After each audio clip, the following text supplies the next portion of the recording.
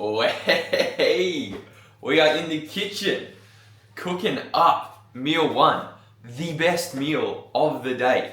And reasoning for that is because I'm fucking starving at the moment. Absolutely starving. I'm on 3,400 calories per day, the most calories I've been on in about a year, and I am ravenous. I'm telling you, food is the only thing I'm thinking about at the moment. But I'll get to that in just a second. Here is, can you see that? Here is what we have going on. We've got our oats, which I prepared this morning. Now, as you'd know, I prepare my food I wake up at like 6:30, 7 o'clock, and I have my first meal at around 10 a.m., 9:30, 10 a.m. I try to have it like 3 hours after waking up. I don't like to delay it any more than that because I need to get in that first feeding of protein. So yeah, this is just 100 grams oats with like 400 mils of water. I've got the volume maxing vibes going back on because I'm so damn hungry at the moment. And then I melt the dark chocolate, like I put it on so it melts and I kind of like swirl it around, and then I'll chuck it in the fridge and it sets, almost like overnight oats type thing. And the reasoning that I'm doing cold oats at the moment is because my protein powder is fucking shit. It's Axe Laboratories, which they have the best consistency of whey protein isolate. It's also extremely lean, 114 calories per 30 grams, where most other protein powders are sitting at like 130-ish calories per 100 grams, per 30 grams. And their honey flavor is the best protein powder to ever grace your lips. But this one, I tried to get a little bit fancy. They had honey out of stock. I got raspberry white mousse. Tastes like pure shit, for a lack of a better term. So if it's cold, it's a little bit not as wank. So that's why I've been doing it cold. So what I'm going to do is get my protein drip going on, and then chop up my banana, get some raspberries on there, get some honey on there. This meal's around 900 calories, so we got plenty of carbs to play with, and I'm going to show you what it looks like once we're done. Lads and ladettes, you got to admit, I'm pretty damn good with this whole meal presentation thing. Oh yes, that's also medjool dates on there. Forgot to add, but we've got a choice of 40 grams honey or dates. So I just do 20 grams honey, 20 grams dates, because I can't choose. And does anyone else do this? But like when I'm chopping up a banana on my meal, I always have to get the end of it. I just dropped it. Always have to get the end of it and eat this as my little bite with like a little bit of honey or whatever else I got on the meal. It's like a reward. I'm gonna get me a whey drip going on. The best thing about this protein is the consistency of the whey drip. Man, look at that thing. Some whey isolates, if they're a bit cheaper, then the whey drip is like really kind of sticky, and it's just not a good vibe. Now, as I was saying, I have been ravenously hungry, even though I am bulking and I'm in the build, body weight is coming up. And this is actually a really good thing. And that is just telling us, almost like the body is signaling, we're putting on some good tissue here, man. Give us some more calories. And I was actually speaking with my client Sarah the other day, who we're seeing a similar thing. We're in a build, progressions are cranking, body weight is coming up at the perfect rate, but that hunger is really there. And this is an awesome sign. And every single time this is the case, we see progressions going up at an insane rate, and we actually see that visual muscle growth coming on at a really fast rate. So same again, like we stay non-reactive and we don't get fat. I'm going to put up a little bit of a side-by-side of my build comparison in the last 6 weeks. So this is 6 weeks of difference from, I don't know which side to do, but one side is going to be 6 weeks ago. And now is going to be 4 kilos up today. And as you'll see, like leanness is still holding, and I've put on a decent amount of tissue to the arms, delts, and the back from that back shot. And this just goes to show that you're getting fat in a bulk because you're being reactive to your hunger signaling. Like sometimes we are just going to be hungrier in a bulk, and we still have to be non-reactive to that and deploy tactics like we would deploy in a cut. Just because we're not in a calorie deficit doesn't mean there's no such thing ever as hunger. And oftentimes when we're progressing at such a good rate and when we've got digestion in check, then hunger is going to be there. And that's actually a really good sign, as mentioned. So if you find yourself putting on fat way too quickly in a build, you've got to be non-reactive, man. You've got to be non-reactive. You've got to embrace a little bit of hunger. If you can do that, and if you can stay on point with your food, with your calories, not go crazy when you have a cheat meal. It's another big one. People, having a cheat meal where they've got 1,000 calories set aside for it, and then deciding to polish 3,000 calories because they'll have a huge dinner, pizza, and get donuts and cookies after. 3,000 calories, boom. You've just caused a hefty extra surplus for the week that you did not need, and body weight comes up way too quick and fat gain comes on way too quick as goddamn well. But look at this meal, man. You're gonna get a sight of the first bite. I'm so excited. Fuck me.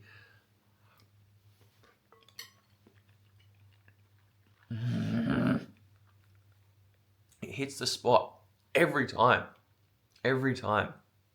Now, in saying this, if you're really hungry and body weight has actually dipped a touch or it's really stabilizing, we might want to increase food there. But the kind of instance that I'm talking about now is, like, for me personally, body weight has still been coming up between that 0.2 to 0.5% per week. So why would I increase calories just because I'm hungry? It's same again. It's just leaning into that comfort and following the easier route. But when we do the harder shit, we achieve the things that most people aren't going to be able to do. We stay lean, we stack on tissue, we enjoy our meals, and we get large. And in charge. Now, with that meal being 900 calories and a heck of a lot of fiber because it's oats on my rest day as opposed to cream of rice on a training day, I'm pretty fucked by the end of that meal, to put it lightly. So I make sure to get up off my ass as soon as I eat. And when I get back to my desk, well, I have the pleasure of having a standing desk with a walking pad. So I will get that walking pad set up. And as I get back into check-ins, I will do that while walking at a very, very slow pace. If I'm walking too fast, I'm literally going to fucking go bang and smash my head on the desk. But yeah, very slow pace just to get the feet moving, the blood moving around a bit so I'm not turning into a lazy piece of shit. Also got some caffeine to keep the brain juices flowing.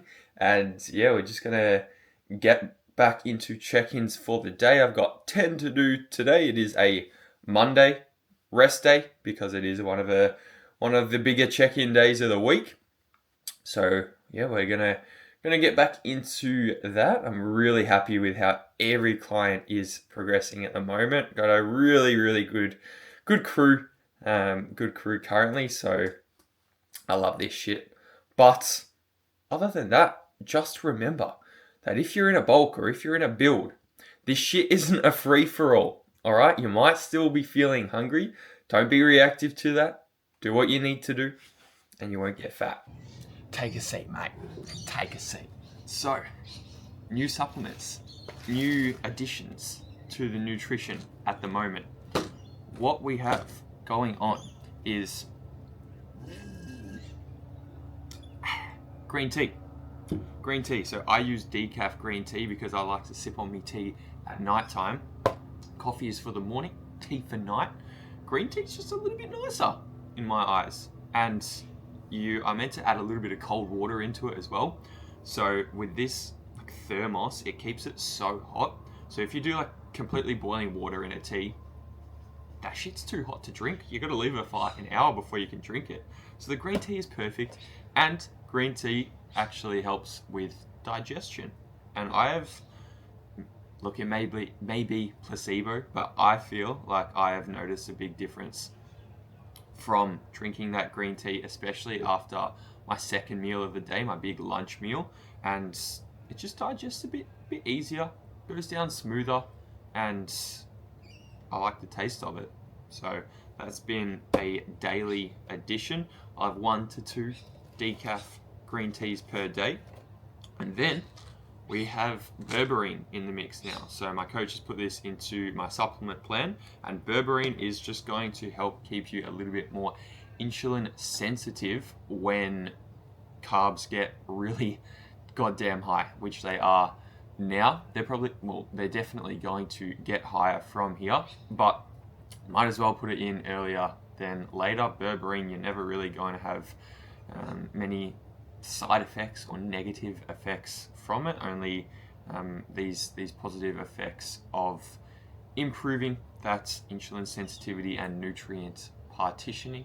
Some people may notice some impaired digestion, but for me, I've actually noticed my digestion improved with the berberine. So I take this with my sleep supplements before my last meal of the day, just 500 milligrams per day. And then, because I needed to get free shipping from iHerb, I also ordered some lion's mane just to give it a go. I like to supplement with a whole lot of different supplements just so I have experience if clients are ever asking me, ever curious, and we can potentially look to utilize a wide range of different supplements. So lion's mane, it's a mushroom that helps with focus and cognitive function, similar to a nootropic such as alpha GPC, which I already use.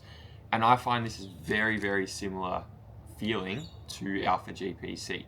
So if you want to give it a go, give it a go. Like there is going to be no downsides to the lion's mane. And California Gold, which is the brand that I use, you can order this off iHerb. You're not going to be ripped off for price. There's a lot of like independent brands that are going to try to sell you lion's mane for way too much, and it's probably going to be a poorer quality as well. So just grab this brand, and I've certainly noticed a great difference from that. Watch this. Controlling you with my phone, mate. But little life update. We're also going to Thailand. So I haven't booked it yet, but I'm going to do the first month of June up until the end of July. So I'm probably going to book that tonight, staying in Bangkok for the first month, shooting over to Vietnam for a week with the family, and then coming back on my own to Phuket on Fitness Street, which is where all the Muay Thai gyms are. So you're going to see me in Thailand pretty damn soon. I'm escaping the Melbourne winter. Not a fan of it, clearly.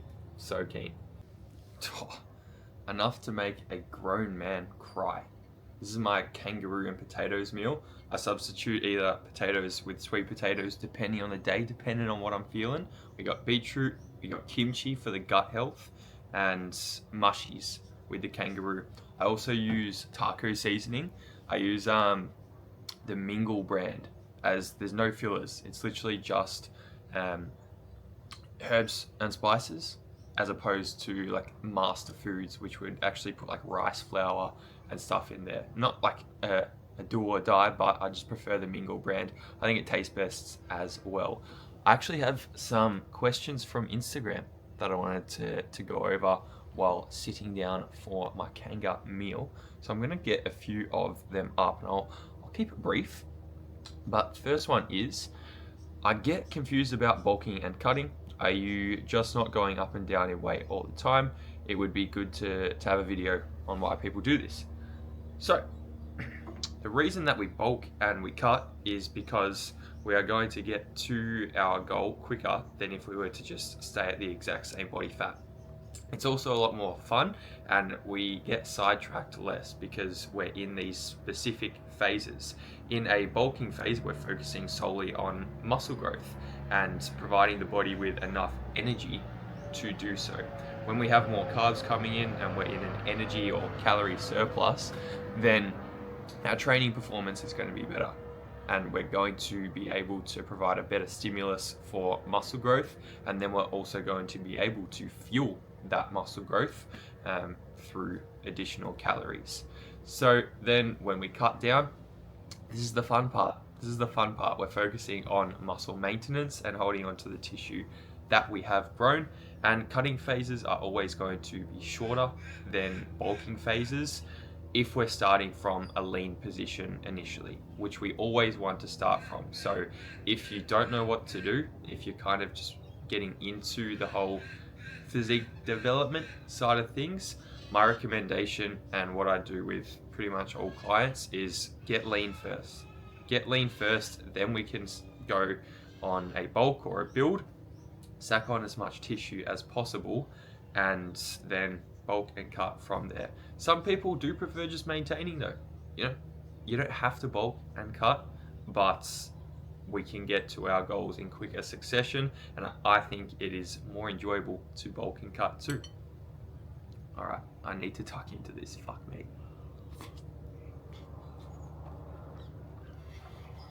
Man, I always eat my veg first. This is something I've been doing since I was a kid. It's like the kimchi, because it doesn't taste the best. I'll always get it out of the way first, and then I can enjoy the rest of the meal. What do you do to switch off? Whether it's walking your dog, working on a side project. It's definitely not working on a side project. That would stress me out. Well, it wouldn't stress me out, but it'd have me Can these planes shut the fuck up? Am I about to get bombed by Donald Trump? Yeah. I would be highly stimulated if working on a side project before bed, so I make sure to stop work at 8 p.m. Usually I'm stopping work between 5 and 6 p.m. and winding down from there. But if I have some consultations later in the evening, because obviously everyone's at work throughout the day, so if I have consultations, they're going to be later in the day. So my cut-off time where I'm not working at all is after 8 p.m. And from there, I'll have my last meal at around 8:30.